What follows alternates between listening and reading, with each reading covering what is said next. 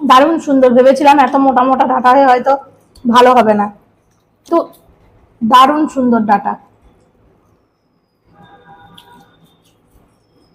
ভালো বাবু, এবার মোচা দিয়ে খেয়ে নিই। ভাবলাম চিংড়ি মাছ দিয়ে মোচাটা করবো, কিন্তু আজকে দুপদে চিংড়ি মাছ করলাম বলে আর মোচার মধ্যে চিংড়ি মাছ দিলাম না, আর একদিন দিব। চিংড়ি মাছ দিয়ে তরকারিটা আগে নিয়ে নিলাম, তারপরে লাস্টে ওই আলু দিয়ে চিংড়িটা খাবো।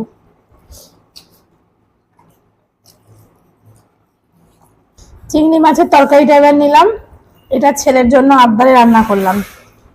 ছেলে আজকে বলছে যে তুমি দুপদে চিংড়ি মাছ রান্না করবা। এটা হচ্ছে পেঁয়াজ রসুন দিয়ে, এটা সম্পূর্ণ পেঁয়াজ রসুন ছাড়া। মাংস ফেল না, ছেলে বলছে মাংস ফেল, এত সুন্দর রান্না হয়েছে।